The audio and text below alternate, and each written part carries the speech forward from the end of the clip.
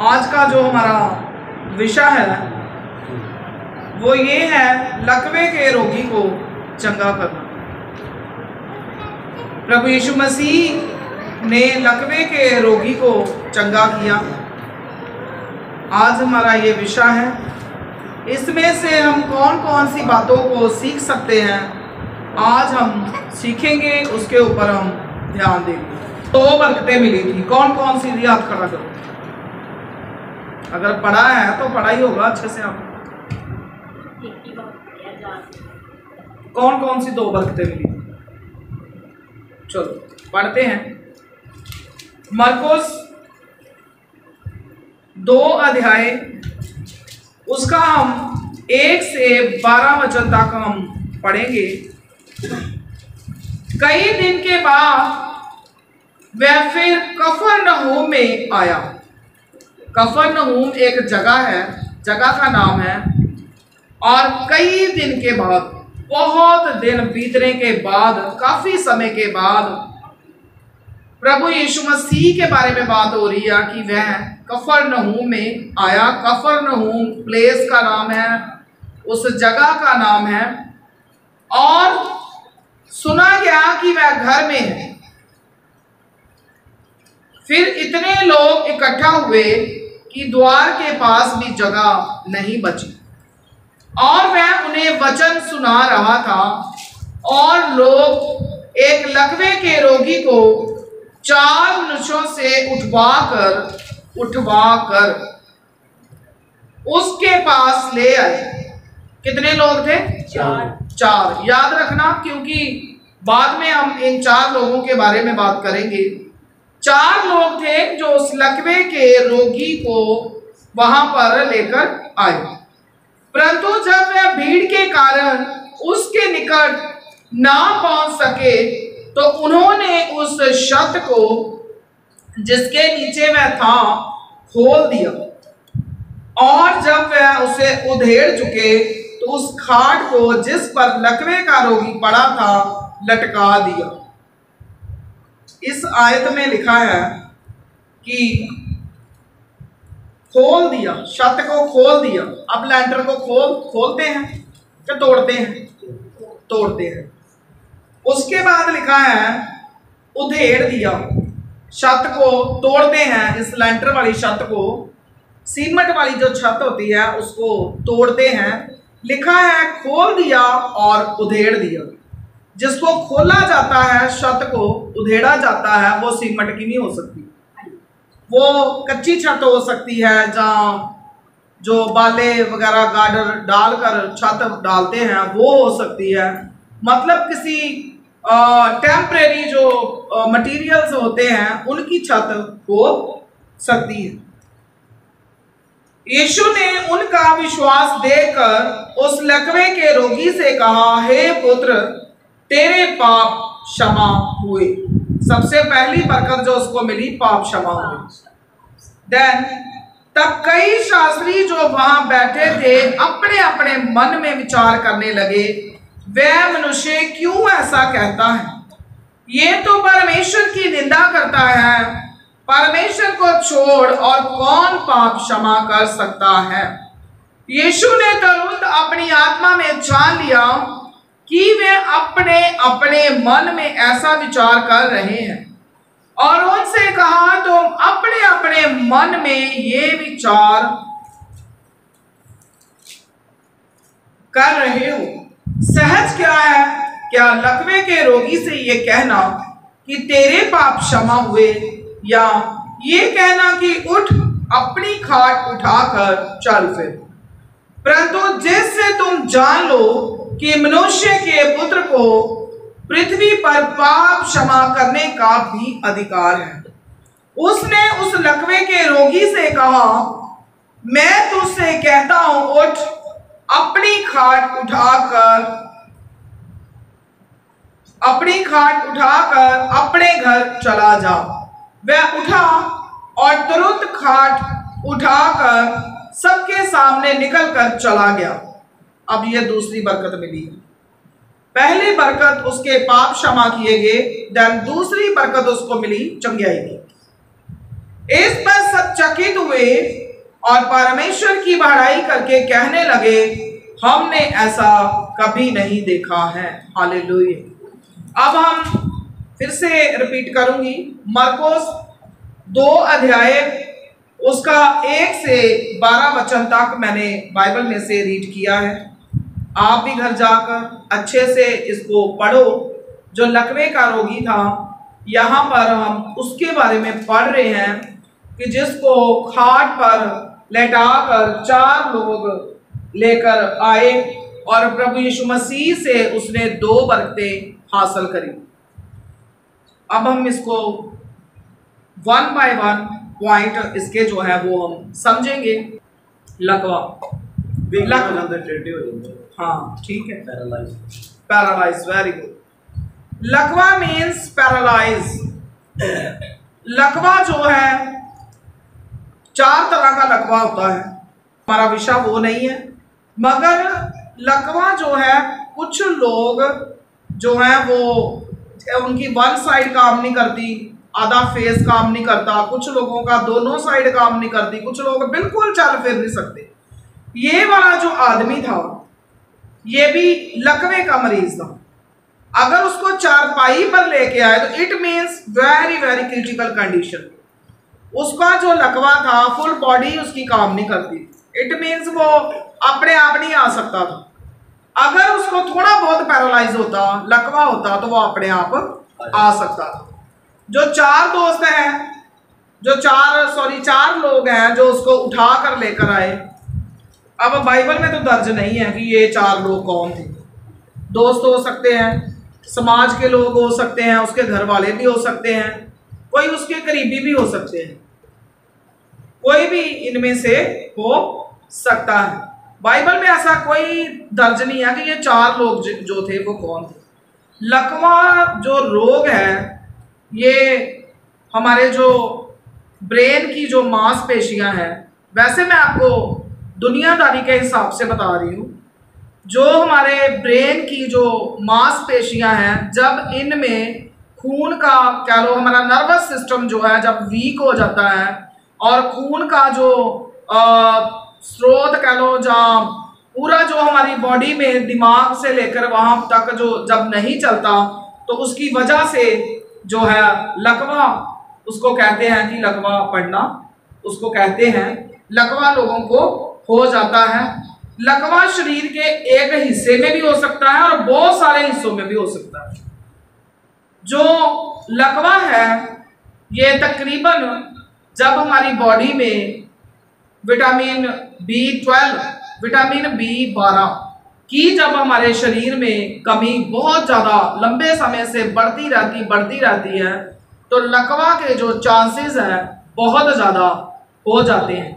हम शरीर में हैं तो हमें अपने शरीर के बारे में भी नॉलेज जो है वो रखनी चाहिए। लकवा की जो बीमारी है, नर्वस सिस्टम, ब्रेन के साथ टोटली इसका जो कंसर्न है, तो हमारा नर्वस सिस्टम जो है वो ठीक होना चाहिए।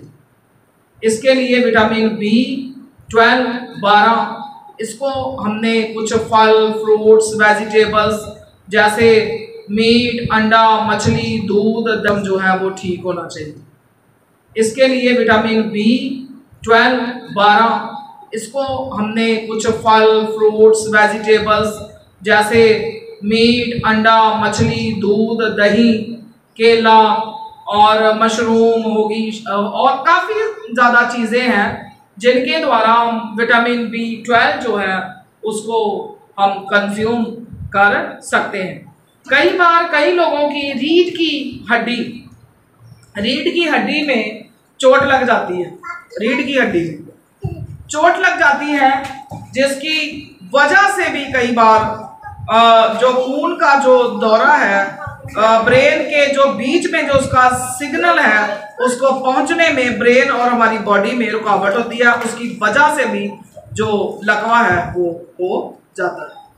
सो ये हो गया कि हमारी बॉडी को इस बीमारी से बचाने के लिए हमें विटामिन B12 जो है उसको कंज्यूम करना है, उसकी कमी हमारी बॉडी में नहीं आनी चाहिए।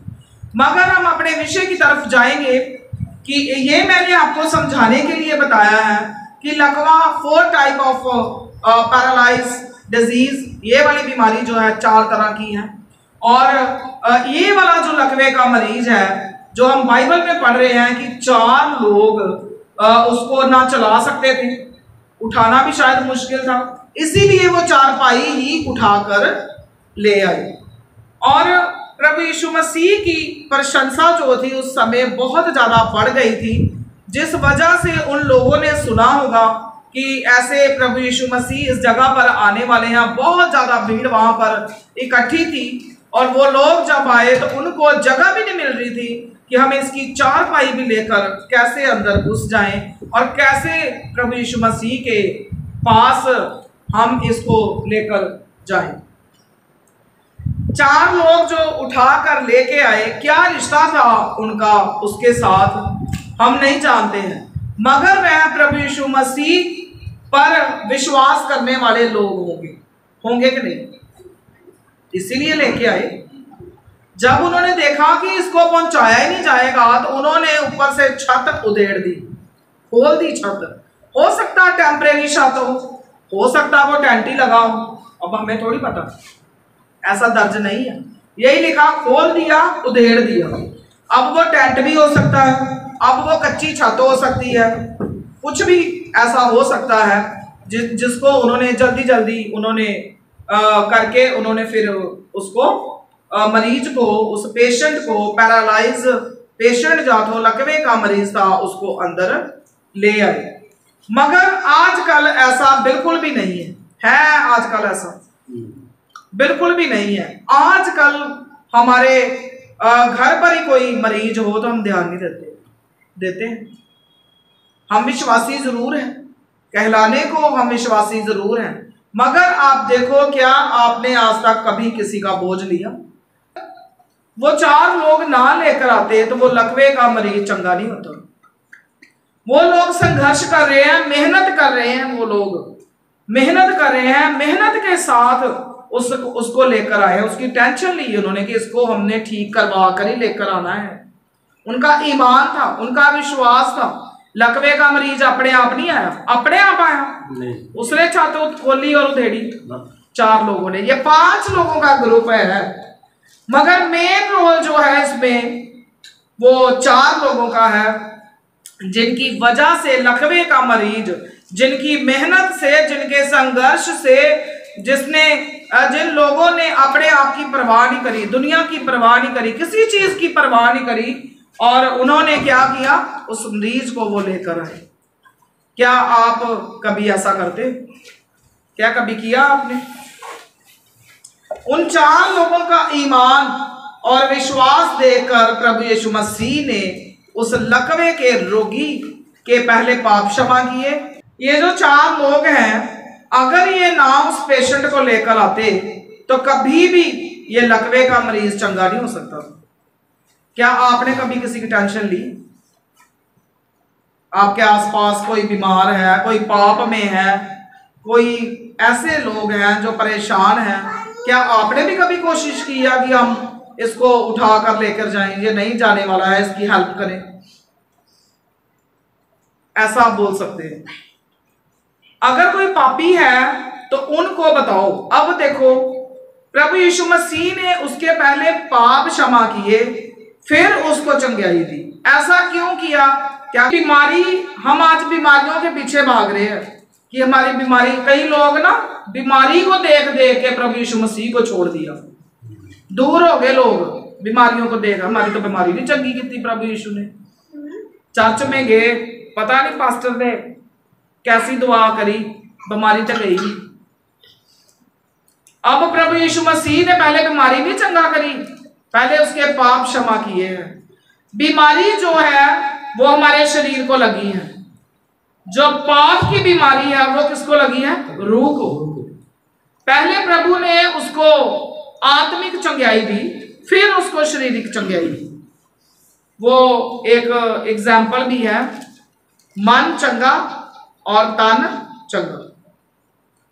अगर हमारा मन अच्छा होगा, तंदुरुस्त होगा, हमारी रूह तंदुरुस्त होगी ना, तो हमारी बॉडी भी तंदुरुस्ती रहेगी। आत्मिक तौर पर हमने पहले तंदुरुस्त होना है।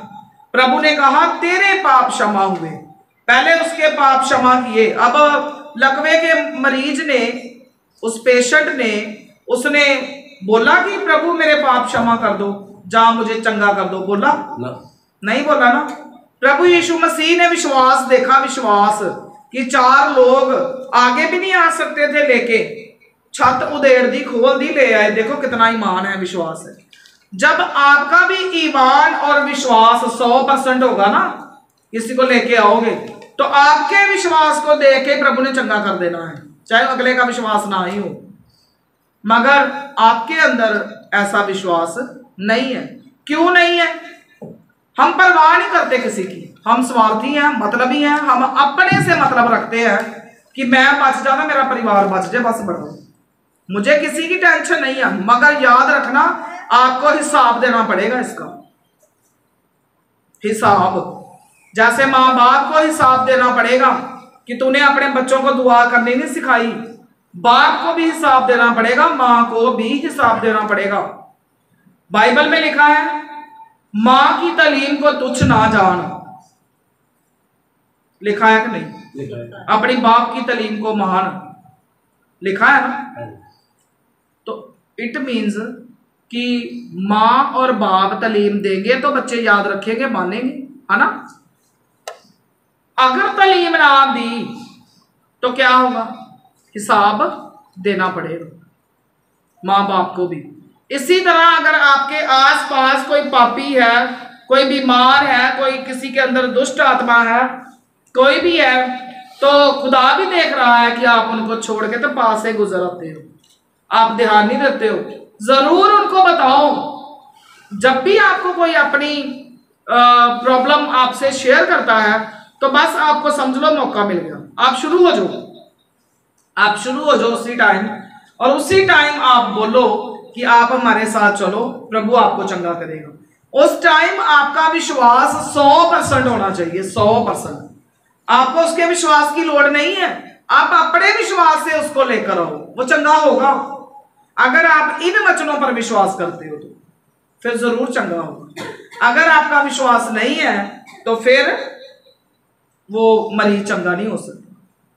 लकवे के मरीज का कोई विश्वास नहीं था, कोई ईमान नहीं है, उसको लेकर आए हैं 4 लोग, लेकर आए हैं। उनका विश्वास देखकर प्रभु यीशु मसीह ने उस पेशेंट को चंगा कर दिया। मगर वहां पर कुछ फरीसी लोग, शास्त्री लोग थे जो बातें बना रहे थे, मन में विचार कर रहे थे।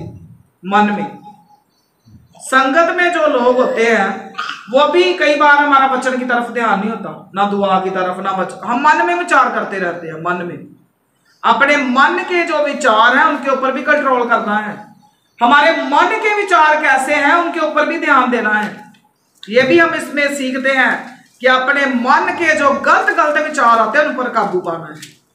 जब खुदा के कलाम में भी लिखा है हमारी आंखें हमेशा बाहरी इंसान को देखती हैं, मगर परमेश्वर की आंखें जो है मन पर लगी रहती हैं। जब वो मन में विचार कर रहे थे कि ये क्या बोल रहा है, प्रभु यीशु मसीह ने जब उसको बोला कि तेरे पाप क्षमा हो गए, तो वो आपस में बातें करने लगे कि ये क्या कह रहा है, ये हक, ये अख्तियार सिर्फ परमेश्वर के पास है, ये कैसे बोल रहा है। मगर उसने कहा, वो जान गया, प्रभु यीशु मसीह जान गए कि ये लोग ऐसे विचार कर रहे हैं, वो प्रभु है, वो जान गए कि ये लोग ऐसे विचार कर रहे हैं, ये जानते नहीं है कि मैं उसका पुत्र हूं। धरती पर अगर किसी को पाप क्षमा करने का हक है तो वो प्रभु यीशु मसीह के पास है। प्रभु यीशु मसीह ने हमारे गुनाहों की खातर, पापों की खातर एक एक खून का कतरा बहा दिया। क्या धरती पर किसी और ने बहाया है? क्या किसी और के द्वारा मुक्ति है? अगर कोई मुक्ति है, कोई उद्धार देने वाला है तो वो प्रभु यीशु मसीह है, इसके अलावा और कोई नहीं है। तो प्रभु यीशु मसीह आपके भी मन के ख्यालों को, ख्वाबों को सब जानते हैं। और ये ना सोचो कि हमने बस विश्वासी बनना है, कितनी रूहें बचाई हैं, कितनी भेड़ों को जन्म दिया आपने, इसका भी आपको हिसाब देना पड़ेगा। आप देखो आपका अपने दुल्हे के साथ मिलन जो है कब से हुआ है, कितने साल हो गए हैं? सब इधर देखो मेरी तरफ, कितने साल हो गए हैं आपके दुल्हे के साथ आपका मिलन हुए? जैसे दुनियादारी में कपल्स जब उनकी मैरिज होती है तो वो आगे अपने बच्चों को जन्म देते हैं, इसी तरह जब प्रभु यीशु मसीह के साथ हमारा मिलन होता है तो जो भेड़े हैं उन्होंने अदर्स और भेड़ों को जन्म देना है। क्या आपने दिया? अगर आपने नहीं दिया है तो आज अपने अपने आपका जो मिलन हुआ है अपने प्रभु यीशु मसीह के साथ उसको चेक करो, क्या सही है? क्या सही है कि जहां गलत है? अगर सही मिलन आपका हुआ होता तो आज आप बांझ नहीं होते, आपने और भी भेड़ों को जन्म दिया होता। किस किस को मेरी बात समझ आ गई? सिंपल ही बात है मगर बहुत गहरी बात है। हो सकता आपने पहले कभी ना सुनी कभी पहले आपने किसी ने? आते टाइम खुदा अपने सेवकों को सिखाता है, जरूरत के अनुसार मुंह से जो शब्द निकलते हैं वो खुदा के आत्मा की तरफ से होते हैं। विश्वास करना, मैं को पीछे से सीख के नहीं आई हूं, अभी इसी वक्त खुदा ने ये बात मेरे मन में डाली है कि जिस तरह हस्बैंड वाइफ उनकी शादी होती है, उनके बच्चे होते हैं, ऐसे ही जब हमारा अपने दुल्हे के साथ मिलन होता है तो अपने आप को देखो, क्या मैं बांझ हूं जहां मैं आज तक कभी किसी भेड़ को जन्म दिया है? अगर नहीं दिया है तो आज आपने अपने अपने मिलन को चेक करना है, क्या सही है या गलत है। इस बात को आपने ध्यान देना है। जितने भी लोग बाद में जब हम वीडियो डालेंगे इंटरनेट पर, यूट्यूब पर, देन फेसबुक पर मुझे सुनेंगे, प्रभु की आवाज को सुनेंगे, इस वीडियो को देखेंगे, तो प्लीज आप भी अपने आप पर गौर करो, क्या आज तक जो आपका प्रभु यीशु मसीह के साथ मिलन हुआ, क्या आपने कभी किसी भेड़ को जन्म दिया? किसी रूह को आपने बचाने की कोशिश करी? जहां बचाया, जहां प्रभु के घर में आप लेकर आए? अगर नहीं तो फिर आपका जो मिलन है प्रभु यीशु मसीह के साथ अभी सही नहीं है। प्रभु यीशु मसीह चाहते थे कि पहले इसको आत्मिक चंगाई मिले, उसके बाद इसको शारीरिक चंगाई मिले, क्योंकि जो शारीरिक चंगाई है वो शरीर जो है वो इधर ही रह जाना है। कभी भी अपनी बीमारियों को देखकर घबराना नहीं है, चिंता नहीं करनी है, टेंशन नहीं लेनी है, अपने प्रभु की तरफ बढ़ना है। ज्यादा राखी जो है आज लोग, आप देखो जहां पर भी आपको ज्यादा भीड़ मिलेगी ना, चर्चेज में जहां पर भी, तो पूछ लेना लोगों से, एक ही बात बोलेंगे आपको, मेरे रसोली चंगी होगी, मेरी पथरी निकल गई, मेरा आ हो गया, मेरा हो गया। तो उनका जीवन देख लेना आप, ये रसोली पथरी निकल गई है, इधर ही रह जानी है, शरीर भी इधर ही रह जाना है। जब आप उनका जीवन देखोगे, जीवन बदला है, जैसा होना चाहिए वैसा है, बोलो था ऐसा? नहीं ना। तो एमे ना शरीर के पीछे लग के, शरीर की मान के, तो एमे कभी इधर को तो कभी उधर को। ज्यादा राखी किसकी करनी है? अपनी रूह की। रूह को बचाओ, रूह को बचाने का प्रचार करो ज्यादा। बीमारियां अपने आप चंगी कर देगा खुदा, बीमारियों के पीछे ना भागो। कहीं से भी आप पूछ लो, जहां ज्यादा भीड़ होगी ना, तो लोग कहेंगे मेरी पथरी निकल गई, मेरा भरा चंगा हो गया, मेरा फलाना चंगा हो गया, मेरा वो चंगा हो गया। नहीं, अगर आप उनका जीवन देखोगे ना तो बिल्कुल भी बाइबल के अकॉर्डिंग उनका जीवन नहीं है। सारे दुनियादारी के काम उनके अंदर, टोटली हुलिया काम, सारा कुछ बस वही पढ़ा पढ़ाया काम। इसलिए हमने अपने पहले पापों को हमारा प्रभु यीशु मसीह क्षमा कर दे, उसके लिए हमने संघर्ष करना है और भी लोगों को हमने बचाना है। क्योंकि जो बीमारी है हमारे शरीर को नुकसान कर सकती है, मगर जो पाप है वो हमारी रूह को नुकसान करते हैं। क्यों प्रभु यीशु मसीह ने, एक और सवाल इसमें उठता है कि प्रभु यीशु मसीह ने पहले उसके पाप क्षमा किए। मैंने पहले आपको बताया था कि बीमारी बहुत तरीकों से हमारे ऊपर बीमारी आती है। हमारे पाप की वजह से आती है, मौसम की वजह से आती है। गर्मी सर्दी ऐसे मौसम जब चेंज होता रहता है, वायरल हो गया, उसकी वजह से आती है। हमारे पाप की वजह से आती है। हमारी परीक्षा भी होती है, हमारे इम्तिहान होते हैं, उसकी वजह से भी बीमारी आती है। मगर अगर इस मरीज को देखे, लकवे के रोगी को, तो मुझे लगता है कि इसकी जो बीमारी थी पाप की वजह से थी। इसीलिए प्रभु यीशु मसीह ने जान लिया और पहले उसके पाप क्षमा की। आपके ऊपर जब बीमारी आती है, सबसे पहले घुटनों पर होकर प्रभु की हजूरी में बैठा करो, जांच किया करो कि मेरे ऊपर ये बीमारी, मेरे ऊपर ये कष्ट, मेरे ऊपर ये परेशानी क्यों आई है? क्या मेरी कमी तो नहीं? चाहे कोई भी परेशानी है, जरूरी नहीं बीमारी, कोई भी एनी प्रॉब्लम, कोई भी बीमारी, गरीबी, परेशानी, कुछ भी टेंशन है, ये अगर आई है तो क्यों आई है? ये मेरी परीक्षा है, जहां मेरा पाप है, या मौसम की वजह से आई है? क्या है मुश्किल? इन चीजों को हमने समझना है, ध्यान देना है। मेरी बीमारी अगर आई तो मेरी कमी की वजह से तो नहीं आई। कई लोग होते हैं जिनकी कमियां भी हो ना तो खुदा ध्यान नहीं देता। समझ रहे हो मेरी बात को? उनकी गलतियां हो, कमियां हो, उनको छोड़ दिया पक्का ही। जैसे माँ बाप कर देते ना बेदखल बच्चों को, खुदा ने भी ऐसे अपने बच्चे बड़े बेदखल किए हुए। जो मर्जी करी जाए, खुदा परवाह नहीं करता। कुछ बच्चे ऐसे हैं जो माड़ा सा भी अपने प्रभु से इधर उधर हो जाएंगे तो फिर खुदा उनको साथ साथ ही सोटी भी यूज करता उनके लिए।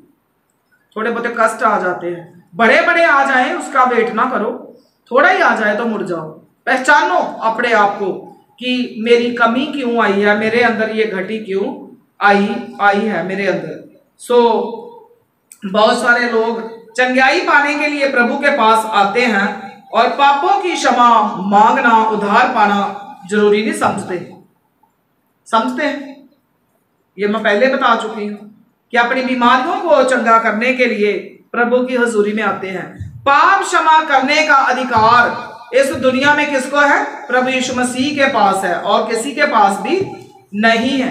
जब आप 2 का 12 वचन आप पढ़ोगे ना, इसी का ही 2 का 12 वचन, तो हमें अपना विश्वास प्रभु पर रखना चाहिए। संपूर्ण विश्वास किसके ऊपर रखना है? प्रभु यीशु मसीह के ऊपर। जैसे ही प्रभु ने कहा उठ, तो उसने विश्वास किया और तुरंत उठा और चल पड़ा। अगर वो लकवे का मरीज विश्वास ना करता तो क्या वो चल पड़ता? उसने हिलना ही नहीं था मंजे से कि मुझे 4 जने लेकर आए हैं, मैं कैसे उठ सकता हूं। हम ऐसे ही लकवे का मरीज जो था वो भी उठ खड़ा हुआ और चल फिरा। हम भी अगर विश्वास करेंगे तो हमारे बेजान अंगों में जान प्रभु डाल देगा। हमें ऐसा लग रहा है दुख आ गए, कष्ट आ गए, परेशानियां आ गई, बीमारी आ गई है, हमारे ऊपर कमजोरी आ गई है, हमें ऐसा लग रहा है हम उठ नहीं सकते हैं, ये परेशानी से हम आजाद नहीं हो सकते हैं, हम ठीक नहीं हो सकते हैं, ये कष्ट मेरे ऊपर से नहीं जा सकता है। तो क्या करना है? प्रभु के कदमों में आना है और विश्वास कर लेना है, क्योंकि प्रभु बेजान अंगों में, बेजान जानों में भी जान डाल सकता है। जैसे लकवे के मरीज के अंदर, उसकी बॉडी में प्रभु ने ताकत डाली, जान डाली और वो उठ खड़ा हुआ। तो हमने भी विश्वास ऐसा रखना है। हमें भी लोगों को, यानी दुखियों को, परेशान लोगों को, पाप में जो पड़े हैं, बीमारियों में पड़े हैं, उन लोगों को हमने लेकर आना है, मेहनत करनी है। जैसे वो 4 लोग मेहनत कर रहे हैं, वैसे ही हमने भी मेहनत करनी है। जैसे तैसे करके उन्होंने उसको, मरीज को प्रभु यीशु मसीह के पास पहुंचाया। सिर्फ हमारी शारीरिक दुर्बलताओं को ही नहीं, बल्कि आत्मिक दुर्बलताओं को, मतलब दुर्बलताएं मतलब कमजोरियां, सिर्फ शारीरिक ही दूर नहीं करेगा। जब आप आ जाओगे तो हमारी आत्मिक कमजोरियों को भी प्रभु दूर करेगा। इन वचनों से हम ये भी सीखते हैं, जब तक हम पृथ्वी पर हैं तब तक पाप क्षमा होने का वक्त है आपके पास।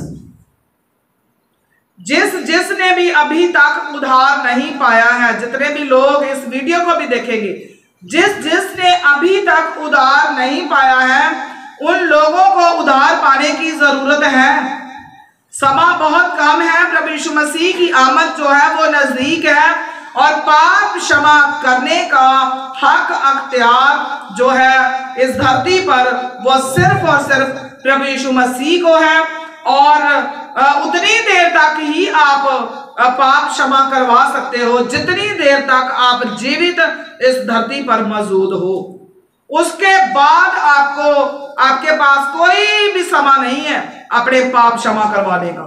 मान लो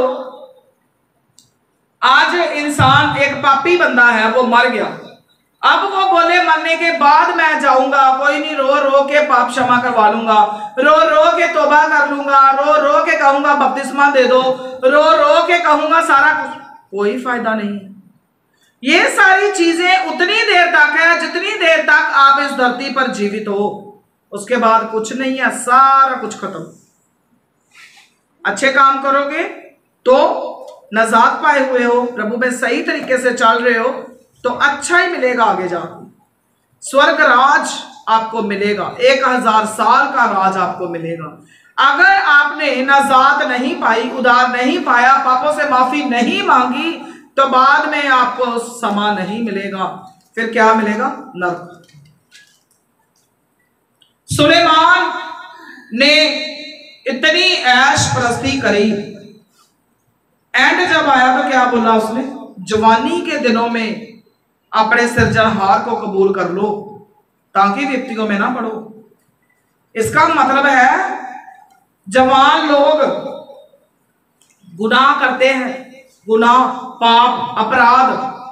इसीलिए बोला कि जवानी में ही, जब आप जवानी हो तभी से अपने प्रभु को पालो, उधार पालो, ताकि आने वाले कष्टों से और विपत्ताओं से आप बच सको। जब तक हम पृथ्वी पर हैं तब तक ही ऐसा हम कर सकते हैं, उसके बाद आपको समा नहीं मिलेगा। लकवे का जो रोगी था दुर्बलता में प्रभु के पास आया और उसकी परिस्थिति बदल गई, सारी दुर्बलता उसकी चली गई, सारी बीमारी, सारी कमजोरी जो थी उसकी चली गई। ऐसे ही जब हम भी प्रभु के पास आते हैं तो नया बल हम पाते हैं। अब हम बीमार हैं, कमजोर हैं, गरीबी में हैं, कष्टों में हैं, घर पर अगर हम बैठे रहेंगे तो क्या हम नया बल पालेंगे? जब हम अपने प्रभु के पास आएंगे, वचन सुनेंगे, दुआ करेंगे तो वचन हमें बलवंत करेंगे। हमारा प्रभु हमारी कमजोरी को, हमारी दुर्बलता को दूर करके हमें अपनी ताकत से भर देगा। आज देखो आप किस प्रकार के दोस्त हो, आपका मतलब आप किस रिश्ते, कैसा रिश्ता आप दूसरों के प्रति समझते हो। आज मैं एक बात जरूर कहूंगी, 4 लोग थे जो लकवे के मरीज को लेकर आए। बाइबल में दर्ज नहीं है, वो दोस्त हैं, सामाजिक लोग हैं, परिवार के लोग हैं, करीबी हैं, कौन है कुछ दर्ज नहीं है, मगर वो लेकर आए 4 लोग, है ना। आज आप दुनिया में देख रहे हो कि परिवार के मेंबर्स भी एक दूसरे को पूछ नहीं रहे हैं, देख रहे हैं, आसपास देखते हैं हम लोग, सुनते हैं, परिवार में ही एक दूसरे को कोई पूछ नहीं रहा है। अपने बच्चों को मैं हमेशा कहती हूं, खुद भी अच्छी तालीम में आ जाओ, अपने बच्चों को भी अच्छी तालीम दो। आने वाले समय में मरीज को लेकर क्या आना, मरीज को पानी क्या पिलाना किसी ने, मरीज को नहलाना धुलाना क्या किसी ने, उसके कपड़े धोने, उसको पानी पिलाना, उसको खाना खिलाना, कफन दफन करने वाला भी कोई नहीं होगा किसी के पास भी, आपके खुद के बच्चों के पास नहीं होगा। खुदा आपको सिखा रहा है, सीख लो, सीख लो। लकवे के मरीज को तो ले आए ना 4 जने, अब लेके आज देखो कोई लेके आता किसी मरीज को, टेंशन लेता कोई इतनी कि जैसे मर्जी करके अपनी बाइक पे ना आप तोड़ के चल जाके देखो बचाइए, कोई करना। तो बस जो मैंने आपको बोल दिया ना, अभी मेरे खुदा ने सिखाया मुझे, जो मैंने आपको बोल दिया यही समा आना है। वही इलेक्ट्रॉनिक सिस्टम, डेड बॉडी रखी, बटन दबाया, राख बन गई, लिफाफे में डाली, जो ले जाओ जहां मर्जी। ऐसा समा आएगा। अपने बच्चों को अच्छी तालीम दो, आप भी अच्छी तालीम में रहो, एवं नहीं भज जाना कभी है तो कभी है। बाइबल पढ़ो, मैं कहती हूं इसके मुताबिक चलो, इसके मुताबिक, किसी की ना मानो। बाइबल पढ़ो, इसके मुताबिक चलो, सेवकों की परख करो, पहचान करो तो उधर को जाओ। सवाल है आपके लिए आज का सवाल, आज सबने टोटली, सारे मेरे भाइयों ने, सारी मेरी बहनों ने, सारे मेरे बच्चों ने घर जाकर अपने आप से ये सवाल करना है। मैं नेक्स्ट संडे पूछूंगी, अपने आप से सवाल करना है, प्रभु मेरी क्या गलती है, मुझे दिखा। और अपने आप की परख करनी है, अपने आप की पहचान करनी है, क्या मैं सही हूं? जैसा जैसा आज तक हमारी सिस्टर ने हमें सिखाया है, क्या मैं उसके मुताबिक हूं कि नहीं? परख करनी है अपने आप की। तो देखना, आपको दुआ करवाने की जरूरत नहीं पड़ेगी कि ये परेशानी है। खुद ब खुद जब आप जांच गए ना, तो आप खुद ब खुद ही ठीक हो जाओगे। उसके बाद आपने माफी मांगनी है। खुदा के कलाम में भी लिखा है, अपने बच्चों को अच्छी तालीम दो ताकि बुरे दिनों का सामना ना करना पड़े, लिखा है ना। अच्छी तालीम दो, दही अपना फर्ज पूरा करो। बस बच्चे सीखे ना सीखे, आप अपना कर्म करी जाओ, अपना फर्ज पूरा करो। आप अगर आप चाहते हो हमारा कोई कफन दफन करने वाला रह जाए, तभी रहेगा जब अच्छी तालीम अंदर होगी। 4 लोग लेकर आ रहे हैं, उस लकवे के रोगी को 2 बरकतें मिल गई 4 लोगों की वजह से। आने वाला समय ऐसा है, आप मंजे पर पड़े हो ना, आपके अपने बच्चे नहीं लेकर आएंगे आपको, वो कहेंगे इनकी सिरदर्दी कौन लेगा, चलो चलेगा। तो अगर आपने अच्छी तालीम दी होगी तो वो आपकी इज्जत करेगी, जरूर आपकी इज्जत करेगी। जो बच्चे माँ बाप की इज्जत नहीं ना करते, कहीं ना कहीं माँ बाप की भी कमियां रह जाती हैं। मैं भी माँ हूं, मैं अपने लिए भी बोल रही हूँ, कल आपके लिए नहीं बोल रही हूँ, अपने लिए भी है, मेरे लिए भी है, मेरे लिए भी है। जो लोग माँ बाप को दुख पहुंचाते हैं, समझो कि मेरी कमी है, जहां मेरा कोई इम्तिहान है, परीक्षा है, क्या है, क्यों मेरे साथ ऐसा हो रहा है, इस चीज को आप समझो, जरूर समझो। ऐसा समय आने वाला है, आपको समझने की जरूरत है। हाँ, और इसका जो अजर है, बेनिफिट है, वो आपको भी मिलेगा। ये नहीं है आपको नहीं मिलेगा, आपको भी मिलेगा। अगर आप किसी के बच्चे का भला सोचोगे तो आपके बच्चों का भला खुद ब खुद हो जाएगा। अगर आप किसी की औरत का भला सोच रहे हो तो आपकी औरत का खुद होगा। किसी के आदमी को आप लेकर आ रहे हो तो आपके आदमियों का भला खुद ब खुद होगा। किसी की गरीबी को दूर करने की कोशिश आप कर रहे हो तो आपकी गरीबी खुद ब खुद चली जाएगी। दूसरों के बच्चों को सुधारने के लिए आप यत्न कर रहे हो, चर्च में लेकर आ रहे हो, तो आपके बच्चों का सुधार ऑटोमेटिकली हो जाएगा, टेंशन लेने की जरूरत नहीं होगी। किसी की कमियों को दूर करने की कोशिश करोगे तो आपकी जो कमियां हैं वह खुद ब खुद चली जाएगी, आपको ज्यादा संघर्ष करने की जरूरत नहीं होगी। सो हम घुटनों पर हो जाएंगे, सब अपने अपने लिए दुआ करेंगे कि प्रभु आज मेरे ऊपर रहमत कर दे, मैं भी दूसरों की हेल्प करने में, रूहें बचाने में, भेड़ों को जन्म देने में मैं भी लगा रहूं।